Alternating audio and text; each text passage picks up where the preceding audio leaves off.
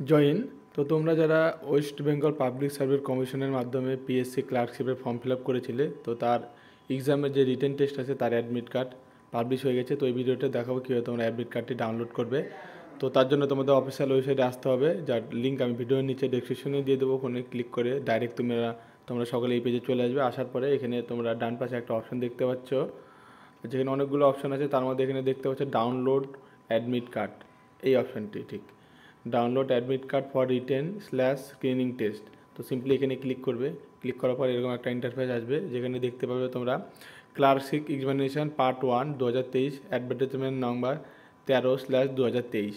ঠিক আছে, এখানে লিঙ্কের এখানে আরেকটা অপশন দেখতে পাচ্ছ, এখানে ক্লিক হেয়ার। তো ক্লিক হেয়ারে এখানে ক্লিক করতে হবে।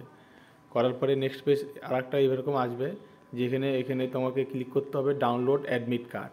সিম্পলি এখানে ক্লিক করে দাও, যেটা 16 তারিখ থেকে 16 নভেম্বর 2024 থেকে 17 নভেম্বর 2024 মধ্যে তোমাদের ডাউনলোড করতে হবে, মানে একদিন সময় পাচ্ছ।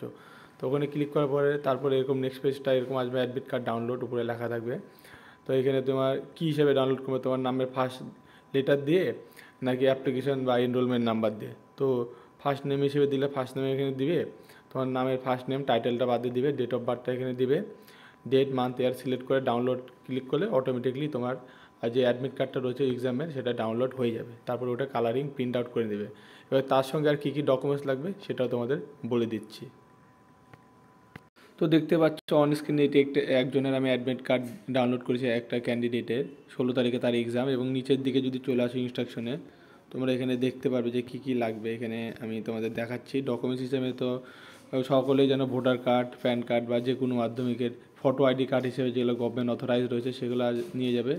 এবং তার সঙ্গে দেখতে পাচ্ছ দুটো আইডেন্টিক্যাল স্ট্যাম্প সাইজ ফটো।